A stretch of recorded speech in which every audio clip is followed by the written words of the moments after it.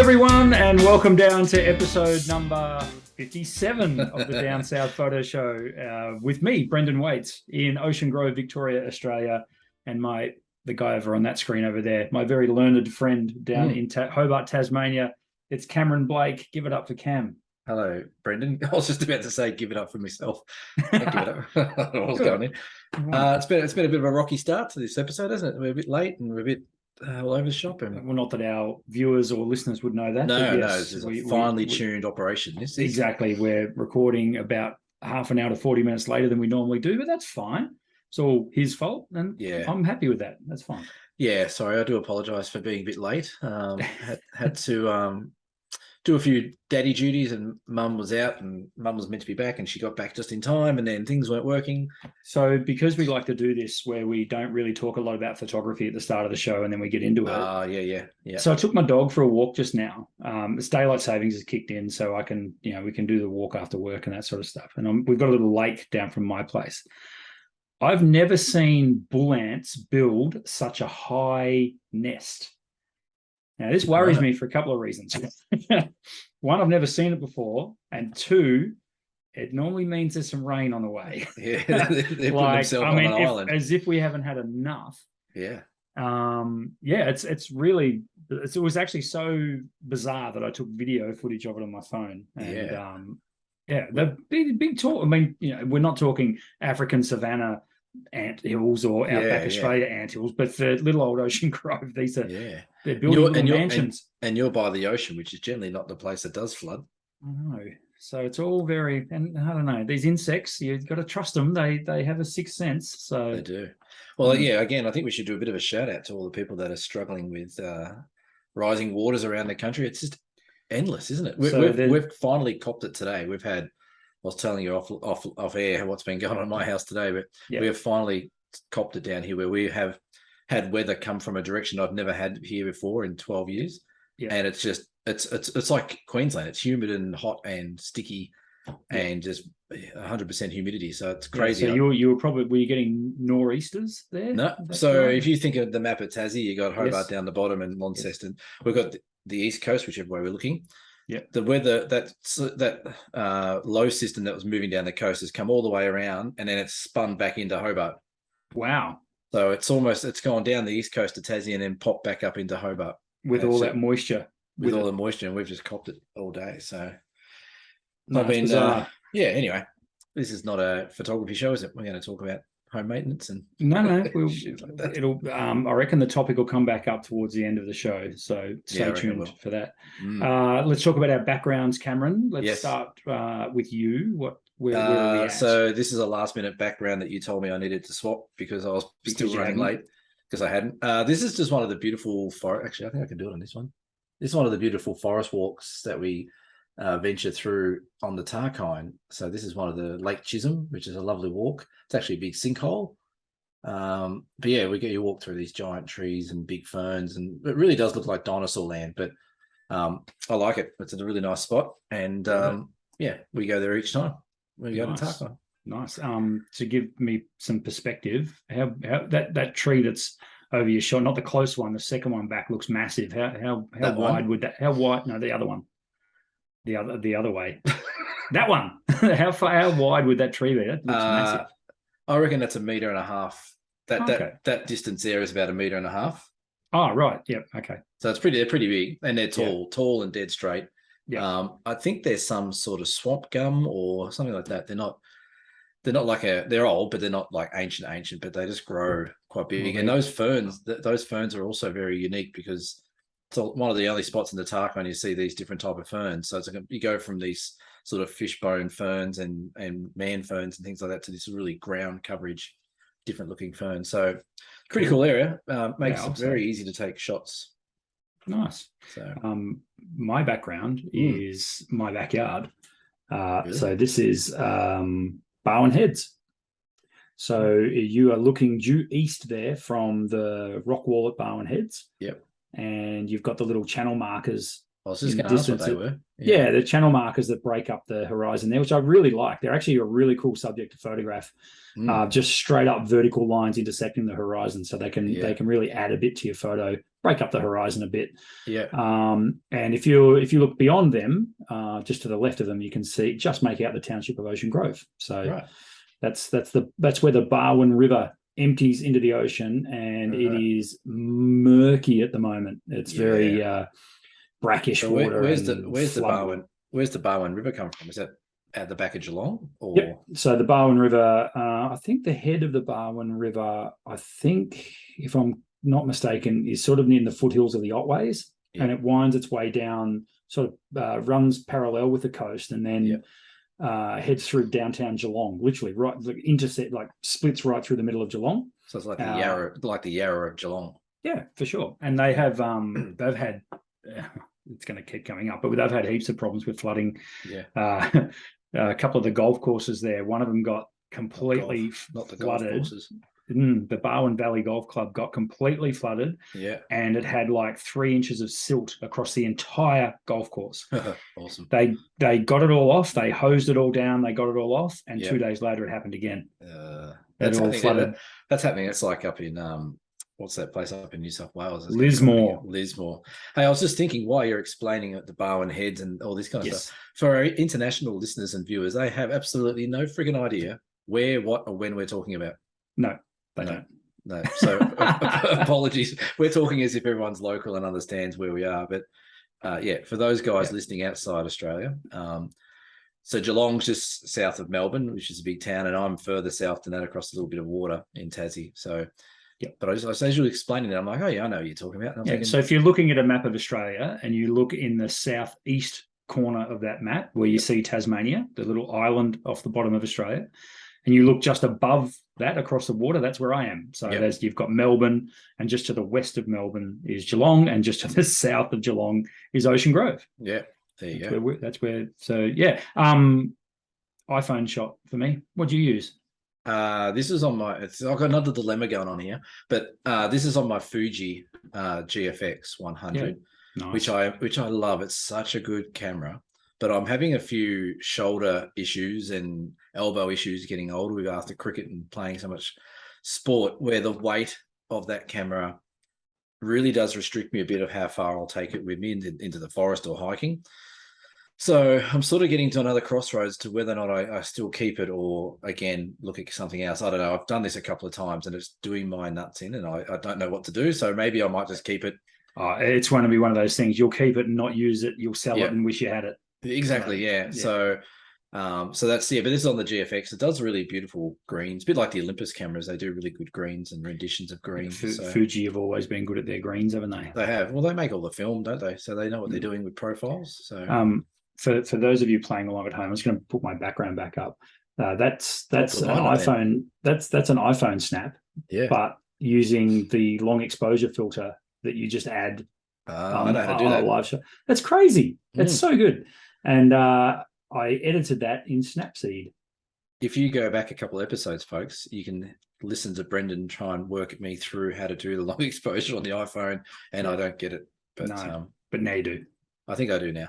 Yeah, so it's a bit of fun. I wasn't intending on going out to take photos, but I ended up taking quite a few that day. And as I was waiting for my wife, because we're a one-car family at the moment, we're having car problems. So I'm the taxi of the family at the moment. So I was waiting for my wife, and she was in an appointment, and I had an hour to kill. So I went for a walk along the beautiful Barwon Heads rock wall there, and great spot. If you're in the area, come and say hello to me, and I'll show you how to get to these joints.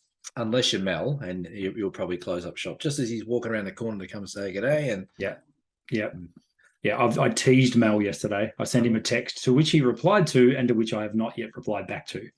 You're a prick of a bloke, I tell you. I don't get it. You're like the cock tease of the camera industry. You are. Stick with me, Mel. Stick with me, Mel. We'll get there. Don't worry about it, Mel. Game over. And so, what have you been doing this week, Cam? I haven't been doing much apart from dodging the rain. I'm just preparing myself for Sunday, which is going to be 2 days after this comes out, where we hopefully, fingers crossed, fly out to the southwest of Tassie for a 3-day camp. But I'm assuming the weather looks like it's going to fine up a bit. but you never know with those smaller planes where they'll go and won't go. Well, So really just been chilling out. I've been getting my office down here, trying to get that all organized. It's all happening down here, studio office, and I've actually got my big computer and everything down here now, so that's feeling good. But yeah, that's about it for me for this week. What about you? You've just been working, haven't you?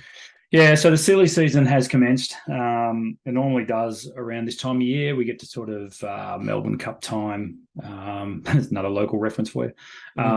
Cup time, and things start to kick off in earnest. So we've had loads of people coming in, getting photos printed, ordering canvas prints, which is fantastic.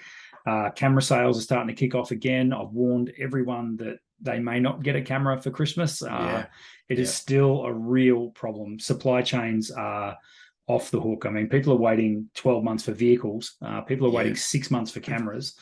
It's pretty crazy. Yeah, I would have thought that might have settled down by now, but absolutely. I'm quite surprised that supply chain issues are still happening. I think there's a lot of different factors going on, but of course, as you know, with a camera, there's so many components. It just takes one factory that stops making a component because they can't get the raw material. And bingo, the whole show grinds to a halt. So don't get me started on 35mm film. Oh, well, that's one of our topics tonight, 35mm film in a way. If I had $1 for every person I've turned away because I couldn't sell them a roll of film, right? That's crazy. That's very, very crazy. Film is back, baby. But before we get on to that topic, yes, we need to address the elephant in the room, I think. We need to discuss last week's episode 56, which I don't know, if I was clever, there'll be a card up here that directs you back to it. I tried that one other time and it didn't work, but anyway, we'll give it a go. There'll be a card just here that says episode 56. Yeah.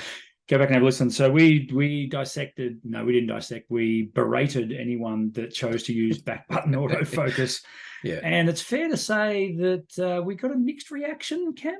We had, it was one of our most popular episodes we've ever done. Which is great. Thank you for everyone for subscribing. We passed 350 subscribers, by the way. Yeah, awesome. Awesome that everyone listened in and everyone got a bit chimed in a bit.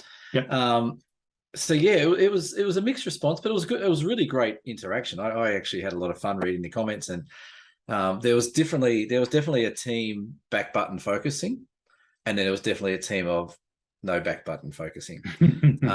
And it was actually the banter was quite funny as well. A lot of people hanging shit on me and vice versa. But yeah, for some reason that really hit a chord, and I've been scratching my head all week as to say, why did that cause such a bit of a fuffle about talking about that?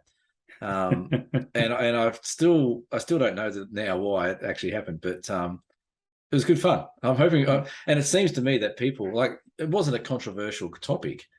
Like, we weren't saying that, you shouldn't shoot medium format or you shouldn't shoot micro four thirds. It was nothing controversial about it. It was just asking a question as to why do people use back button focusing. That's right. And then, for lack of a better phrase, all hell broke loose. And people are like, no, you've got to use back button focusing. You have to use it. I wouldn't change it any other way. But that's right. One thing. So I was just going to say one thing. You go. I was going to say one more thing. Because it's our show, we can say whatever we like. But the one thing I did notice about a lot of people's responses, and they're all going to throw shit at the screen, I can tell you now, or they're going to unplug. But every time someone puts something up about why they use back button focusing, I asked, okay, why? And a lot of the answers were because I do. Yeah. So I thought that was quite interesting. There was a few people that went, right in depth as to why they did. And there was definitely a bit of a theme that if you're shooting sports or portrait or fast action or something like that, that back button focusing is definitely a benefit for you, which we never disputed. We were just talking about landscape photography, and not many people could convince me otherwise. Yeah, well, here's just a sample of some of the comments that came through. You've done a sample of them. Okay, so I think you posed why in the world would you use back button autofocus? I mean, I think we said why wouldn't you use it? Well, true. And we used the bleep sound. We did. This is Susie Board. Hi, Susie. You're an avid listener. Watcher. It's a no for me purely because I hate getting my thumb knuckle in my right eyeball. That makes sense to me. I was kind of the same. We've all been there. Nick Attard, it is very helpful for panoramas or bracketed shots whereby with successive frames, the focal plane may be changed from one frame to the next if using the half press. Isn't that what the AFL button does? Anyway, yeah, well, I get it. Yeah. That's cool. Shane Walker, I always don't hang shit on guests, please. No. But I think what you said before is right. It's because that's what they've been shown, and that's fine. That's the system you use. It's just hard as a landscape photographer to differentiate between the back button autofocus and using the half press. So that's right. Yeah. But there are subtle differences, and I'm starting to get the nuance about it. But Shane Walker, I always use back button. I always use back button focus for wildlife or fast moving images. Yeah. But not for landscape. If I hold the back focus button in with my thumb whilst following a subject to keep it in focus and a finger on the trigger, just having the thumb on continuously makes better tracking, I guess. Okay. Yeah. I will take his word for it. I mean, I don't know. I don't shoot wildlife. I've had a crack before at shooting birds in flight. What a nightmare. So if it helps with that, sweet. Well, it's funny you say that, because the other day when we were up in the Tarkine, I had the Olympus OM1 or the OM1 OM, whatever it is, with the 300 f4 lens on it that I've got on loan. And there was a couple of seabirds flying around the shore there. And I put it on AI tracking, continuous autofocus and tracking together. So had it all ramped up to track birds and stuff like that. And I wasn't using back button focus because I don't. And I was just using the normal half cock shutter, and the shutter pressed halfway with the tracking, tracked the bird. It focused, like my finger didn't lift, and it focused, it came closer, went away. It did all the focusing adjustments for me as it flew around. And I got hundreds, if not thousands, of shots of these birds flying around. I got a really cool little blue wren that I've never had before. So again, I still don't understand why back button focusing would be any better for that, when the tracking, if you have your finger half pressed on that shutter button, it's active. It's actively tracking what's going on. And I just, so I don't know. Yeah. No, it's definitely a case of each their own, but we had a lot of fun taking the piss out of people who do it. So, well, yeah, we do. And don't they like taking the piss out of us as well? Our friends over at Sony, I believe, have developed a tracking system that's so intelligent. So let's say, for example, a bird was flying through the scene behind you. Yep. It will track that bird even though there's trees getting in the way. It'll it's preemptive tracking. So it will actually realize that you want to track this bird. And if something gets in the way, it's going to, but you keep moving, it'll stay focused where the bird should be. That's pretty cool. That is pretty cool. Got nothing to do with back button autofocus. It's just a cool autofocusing tracking system. Obviously, what's amazing is the algorithms or the maths that these things do. Like, so it's obviously tracked the bird and probably registered how fast it's moving or whatever speed is going through the frame, and says, well, if it goes through the tree here, it'll go through the tree on the other side of the same thing. It's pretty cool. Let's not try and break down the science. It's beyond me how it works. But it's beyond both of us put together, I think. It's very cool. And a lot of the DJI drones will do that now as well with their because you can get a drone to track yourself. So you could be riding your bike, for example, and it'll track you. And same deal. If something crosses its path, you go under a bridge or something like that, it'll keep following you, assuming that you're going to come out the other side, which is pretty cool. Yeah, I think there's some amazing tech. I actually used my drone today on my guttering that I had an issue with to try and see what I could find was wrong with my guttering. You did a little gutter inspection of your... Yeah, at a point that I didn't want to risk my life getting up a ladder to look at in the pouring rain. That's very cool. So just keeping going through a few of the comments about go for it. Yeah. Who autofocuses for landscapes? Question mark. This is from Kay. As I only ever use manual focus for landscapes, as it's 99% on a tripod, I have back button focus set up all the time for my birding shots. So there you go. I mean, we're starting to paint the picture here that for landscape, it seems to me that for landscape, it's relatively useless. Yeah. But for certain conditions, and I reckon they're pretty specific, that's when back button autofocus. The other argument to that was as well that I predominantly do bird or sports or whatever action. So I have my back button focused on. There's no point me changing back to the other way to do it when I do landscape, which I get that as well. If you've got your camera set up for 99% of time doing everything but landscape, then you're not going to change your whole camera setup to go do some landscape shots. I get that. Yeah, but we have to stick to our guns here, because otherwise, what was the point of that T-shirt you're wearing? Yes, look at that. Isn't that a great T-shirt? It just rocked up in the mail today. I don't know where. Amazing. Someone made that and sent it to you. That's incredible. Fantastic. Yeah. So they're on Brilliant. sale, $45 each plus postage. I love it.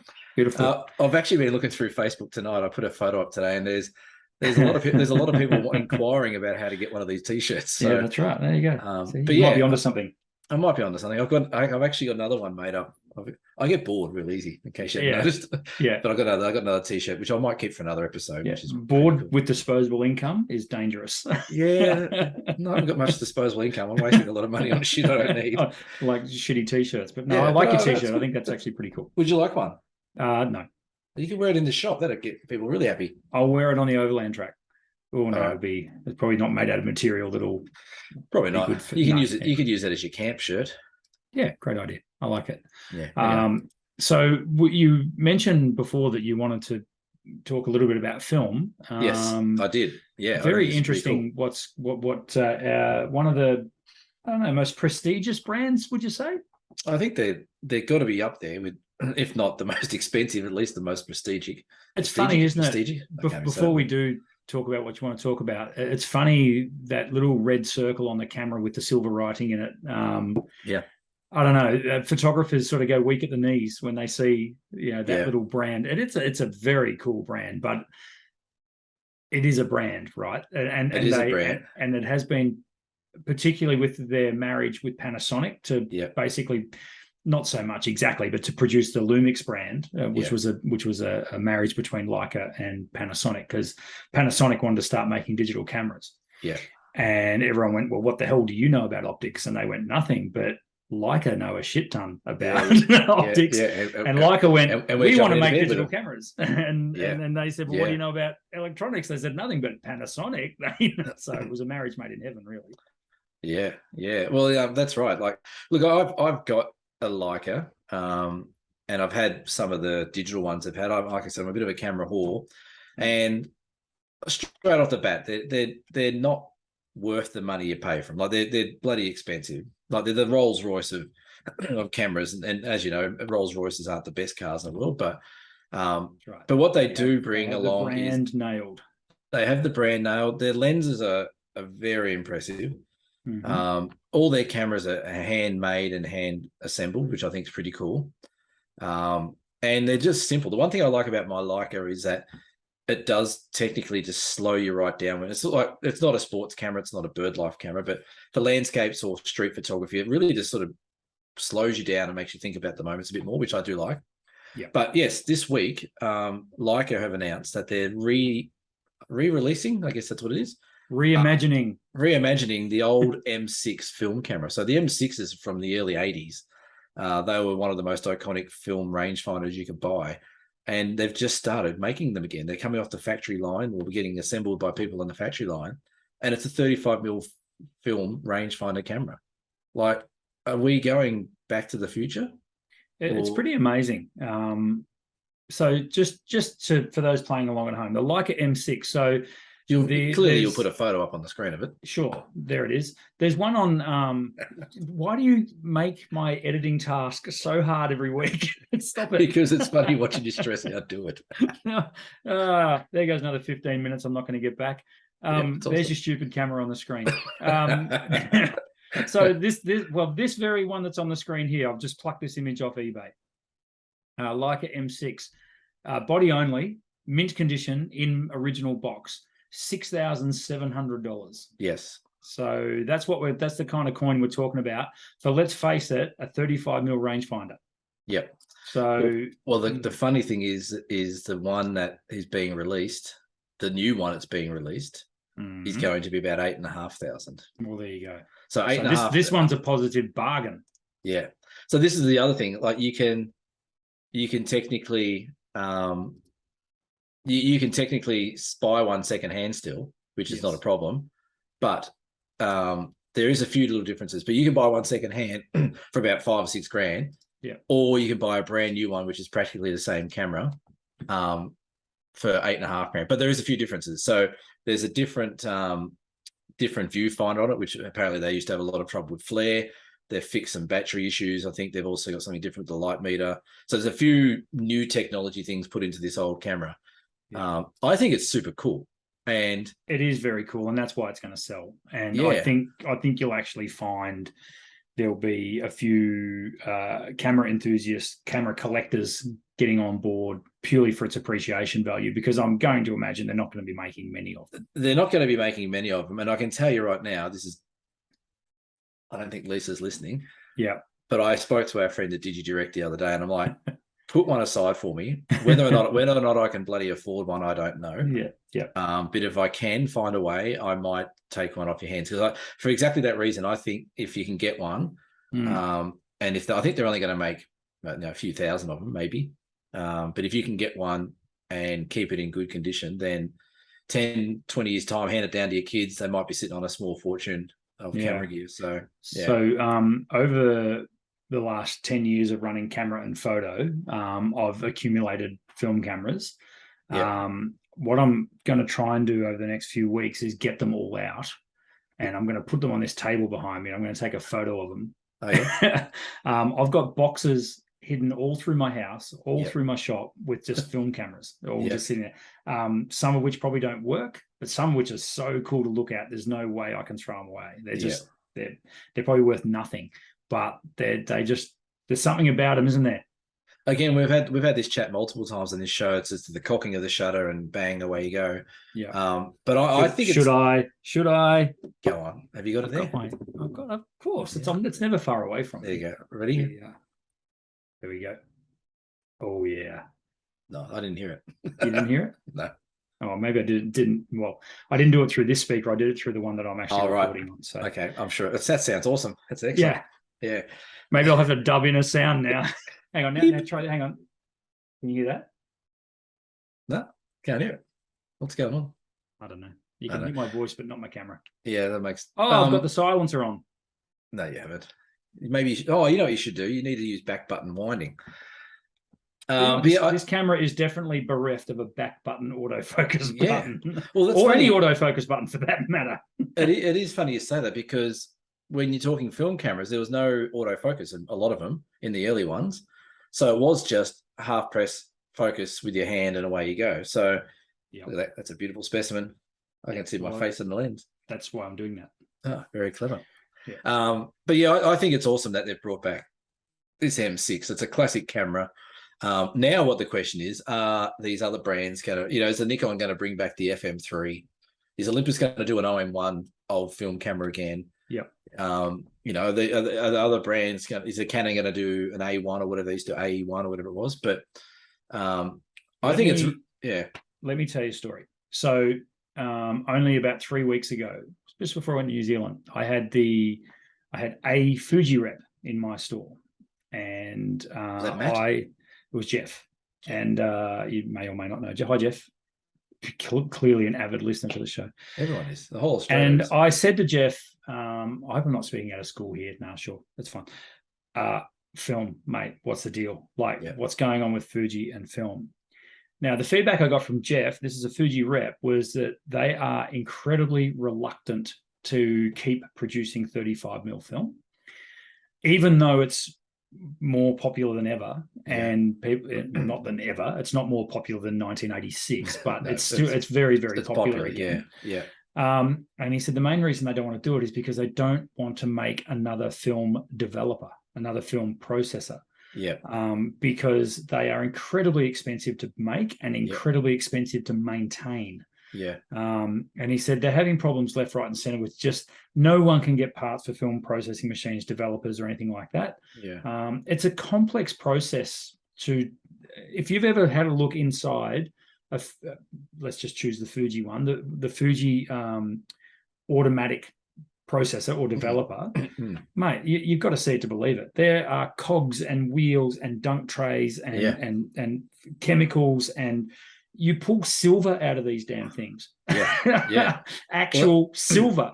I mean, they can't be good for the environment, for one. And the whole film, this is the irony of it, the whole film process is terrible for the environment. It really is. It's not good. The chemistry that they use is bad. The plastics that are involved in the keeping of the film, the actual film substrate that the film was put on is a plastic now. It's a gelatin, isn't it, or something like that? It's changed now. There's there's a brilliant, I don't know if you've ever seen the channel Smarter Every Day. I'll put a link in description. Doesn't sound like something I'd watch. This guy is amazing. Destin, his name is, and he runs this thing. He's I want to say in the south of America, and he takes you to the Kodak factory. All right. Yep. Amazing. Like it go, and it's broken down into like 3 parts, and each part is an hour long, but you can't stop watching it. It's fascinating how they make film. But the whole time I'm watching it going, that's awful for the environment. Look at what the crap that's given off. Why is that guy wearing a full bodysuit? Why is he in a hazmat? Hazmat bloody suit. Well, this is the thing though. Like it's you're right. Like it's all good for Leica to bring back an old film camera, which people are going to buy, and then it's maybe going to prompt other companies to see what they can do. But if developing film, which like you said, it is a terrible sort of environmental process to do. Why are they doing that? Is it just to make it, like you said, is it to get the nostalgia out of the people? It's the reason why they do anything. Make money. The money, honey. It's just what it's always been about. And which is sad but true. It's a fact. I mean, film photography is more popular than ever, particularly with what do they call them? Gen Z or whatever. Our kids basically, Cam. What are they? I don't know. Annoying. Generation annoying. Well, that's right. It's all the the younger group of people that are looking to buy film and develop film, which I think is great. I think the idea, the romance of it all, I think is wonderful. But like you said, it's $20 a roll of film. It's another $20-30 to process it. All that kind of stuff. Like it's it's made for people that can afford Leica to shoot film. But I just thought it was a really, like, I saw it pop up in my email. I must be subscribed to their newsletter list, and I went, bloody hell, they're bringing back an M6. Like that is technically like bringing back the OM1 or the FM2 or 3, or it's all those classic cameras. It's like bringing that back from nowhere, or the K1000. That's what it's like. So like, we're getting to a point where we're starting to go back. Has digital gone as far as it can, so to speak, where they're thinking, right, well, maybe we need to look at going back and trying to hit this film market again and trying to get a bit of extra avenues that way, or I don't know. Yeah, there's probably a little bit in that. I think also the fact that mobile phone photography has gone through the roof as well. So these camera manufacturers have lost the edge that they had, which is that, hey, this was our market segment and it was unique to camera manufacturers. But now, of course, Apple is probably the biggest camera manufacturer in the world now, and Samsung aren't far behind. Yeah, that's right. So they need to have a fresh point of difference. Well, Sony ain't about to release a film camera. I'll give you the ticket. But guys, as you say, guys like Leica, Canon, Nikon, Pentax, they're probably looking at it very closely. But they're going to have to get these, like Fuji, Kodak, and Agfa are going to have to get back on board. All 3 of those companies, as far as I'm aware, are nowhere near in the same setup that they were when they were making film 20 years ago. So Kodak got sold off. They went into liquidation and got sold off. Fuji may still be, but they're like Fuji Xerox, and they became this sort of conglomeration of different companies. A big family of companies. That's right. Agfa got wiped off the map. But isn't there a bit of a comeback in name only? So isn't there a few people now making like their own film? Wasn't there a few sort of small boutique sort of companies making their own film? Yeah, there are. I don't know how. I mean, when you see this documentary about Kodak and the sheer infrastructure they've got to produce a roll of film, I've got no idea how a backyarder is going to make a roll of film. It's weird. It just seemed like a really interesting announcement. And like I said, I spoke to Mark at DigiDirect and I said, hey, they're not released yet. I'm jumping the gun, but can you just hold one for me for the moment and see if I can pull a rabbit out of my hat? So stay tuned. I might have one in my possession. I can show you one day. And it'll be I'll have like the cotton gloves on, and I'll don't show us. No. Leave it in its box. Never take it out. Don't take it out. So but I was just I just think it's cool. And it actually straight away, as soon as I saw that, I went, oh right, I need to go out and shoot some film, because clearly that's what the cool kids are doing. I've got to go out and do that. And A, you're not cool. B, you're not a kid. So let it go, Ken. I am letting it go. I'm having a seniors moment today. So anyway, for sure. So watch this space.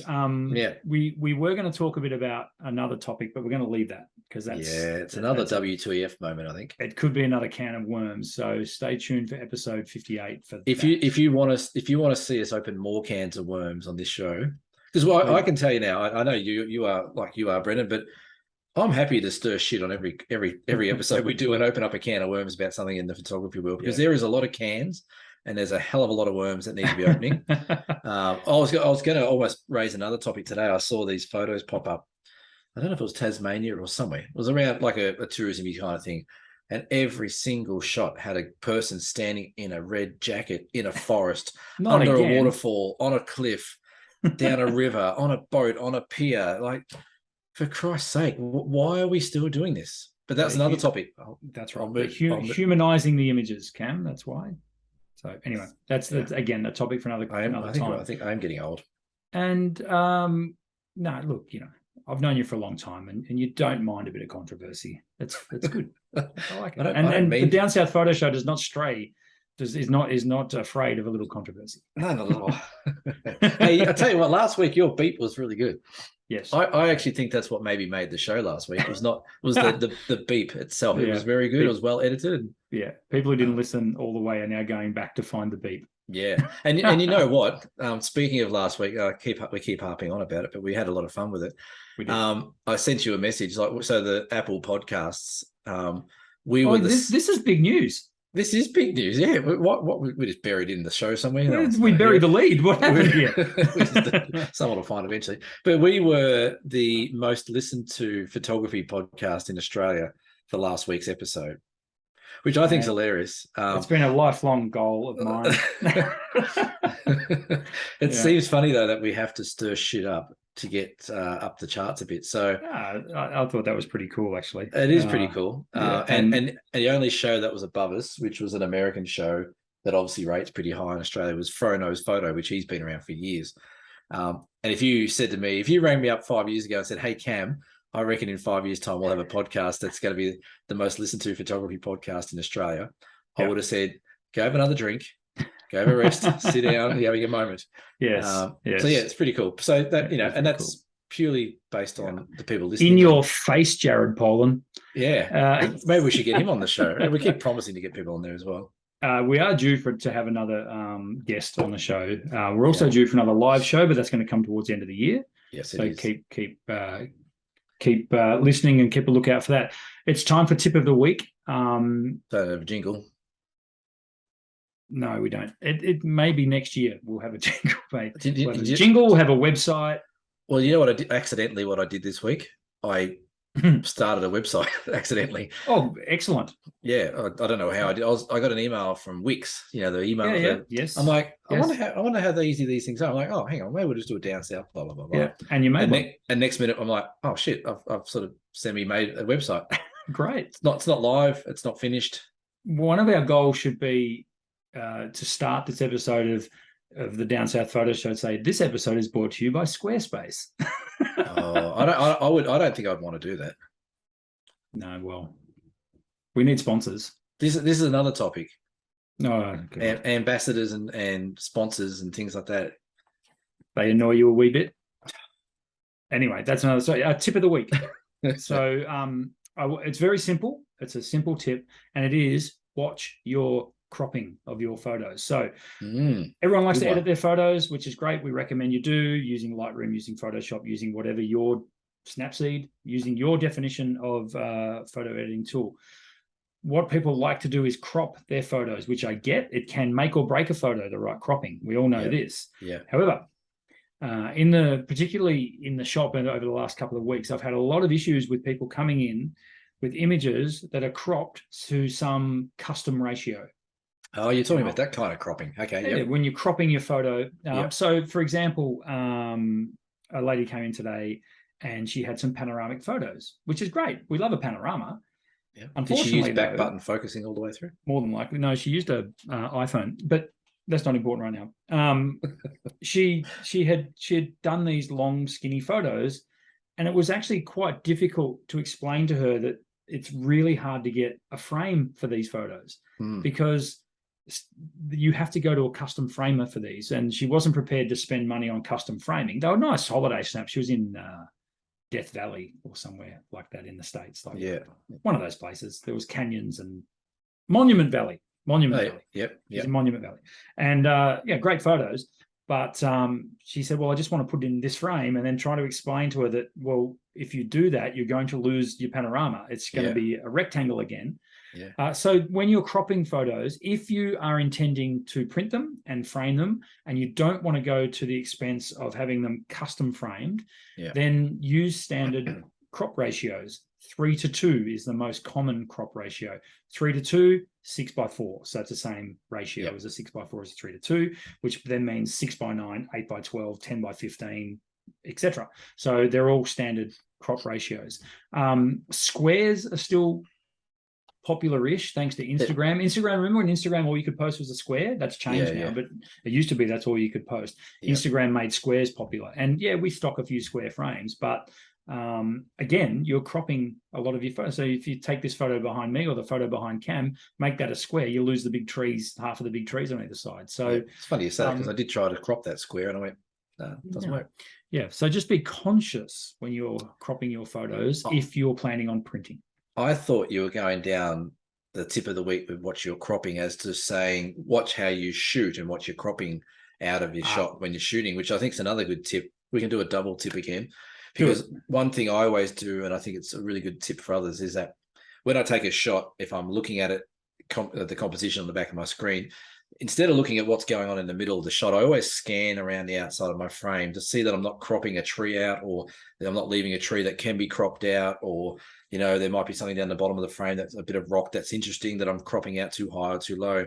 So I actually, as a matter of every shot I look at, I scan the outside of my frame, and I try and give things a bit of space. So you can see these trees have got a bit of space here to breathe, and the fern down here's got a bit of space. I've left the yellow one down here and things like that. So that's a really good tip, I think, is when you're taking shots, when you've got everything set up for your composition, your rule of thirds and all that jazz. Also just take that 2 seconds just to scan around your outside, around the border of your frame, and just say, oh, look, there's a really shitty looking tree protruding in there, or there's a rock that I've cut off that I could probably bring in, which might bring some interest. So that's my extra tip for it. Just watch your edges. I like it. I've developed a technique over the time, and I'm not Robinson Crusoe here. I know a lot of people do it, and that is I don't close an eye when I look through the viewfinder. So I shoot with both eyes open. Okay. Yeah. So I'll look like this. I know. Yeah. So I've got both eyes open, and what it does, it allows me to see outside the frame. Yeah. So I can actually see the peripheral. So and the reason I started doing it initially was because I was getting focus with it. Do you use your left eye? Yes, I know. It's a bit weird, isn't it? So I look through a camera with my left eye. Yeah. I don't know. I didn't think it was weird, and then someone else pointed it out to me. They're like, "Yeah, why are you doing that?" And I'm left eye dominant, even though I'm right-handed. I don't know, whatever. Okay. But as it turns out, it's actually really helped with eye strain. So if I've constantly got this eye shut and I'm doing this, I find I get eye strain pretty quickly. Yeah. Because just the muscles around your eye constantly contracting to keep them shut. So I just left it open. Yeah. And I can basically look down. I can actually look with both eyes. So I turn really side on and look down like that. So that makes a great visual for those listening in the podcast. Sorry. Yeah. You know who taught me that as well. I don't do that all the time, but I find after my eye gets a bit sore, and especially if you're doing weddings and stuff where you're always shooting. Oh, doesn't it? Yeah. Yeah. Adam Moore, who we used to work with at Camera House, he taught me that one. He goes, just keep that other eye open, and it does. It helps you, especially with the rangefinder. It actually helps you line all your focusing up, which is, I think, what he may very well be who taught me that as well. Possibly. Because back in the day, because I do remember now that you mention it, when he was demoing cameras to customers, he'd have both eyes open. Yeah. So and just sort of turn side on and look down with both eyes. Try it. See how you go. And see, and it definitely helps with your eye strain as well. Yeah, it does. We don't have a deer cam this week. So if you have a deer cam for us, please send it in. That is basically a question that you might want us to answer on the show in our style. You may have already Googled the answer. You might think you know the answer, but you haven't had Cam's answer on it yet. So well, usually it starts with that word up here. So by all means, if you've got a deer cam we'd like to hear. We used to have a segment on the show called Photography Horror Stories as well. We haven't had one of them for a while. So I think last episode was pretty much a horror story. The whole episode was a horror story. That's right. I wonder how many. So we had about 200 people listen to or watch that episode on YouTube.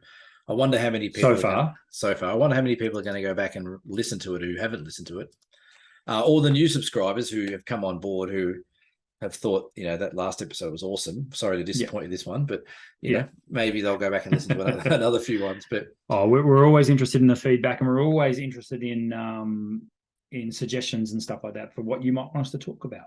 Yeah. So, never a dull moment on the Down South Photo Show. It's not. It isn't really. Right.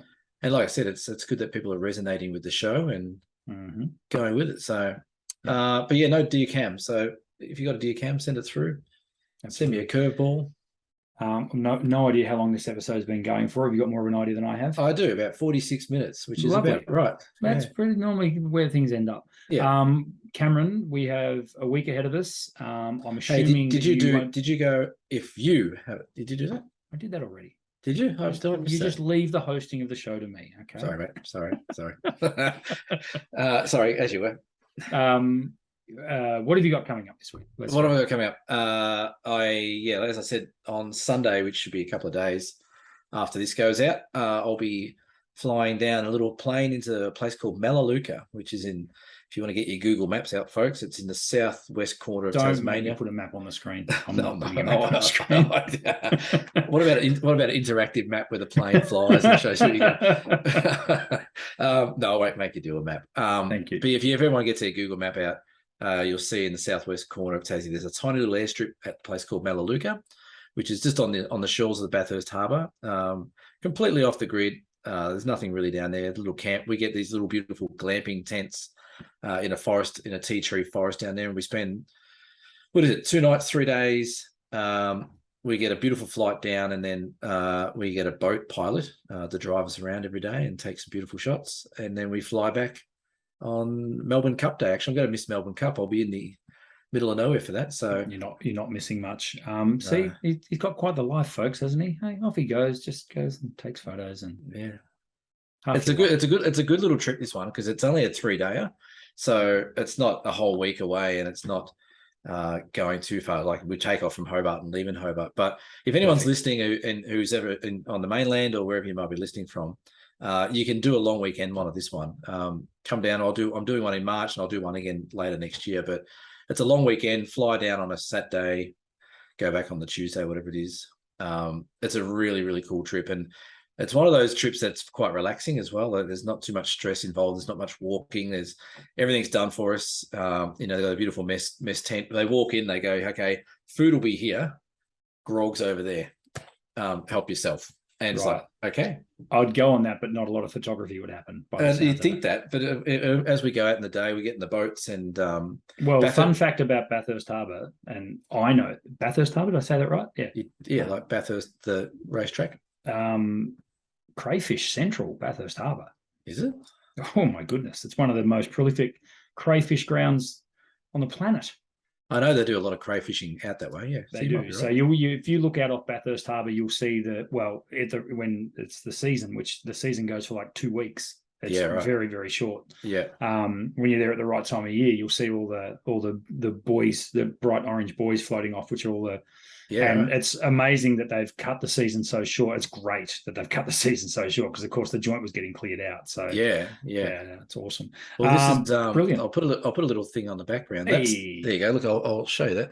That's as you fly into Bathurst Harbour. Well, that just looks stunning. Yeah, that's on the plane, so you get that shot. So you get all the aerial shots on the way in and on the way out. It's a great little trip, but I think that needs to go on my bucket list. Forget the listeners. I'm in. You're in. So yeah, that's what I'm doing.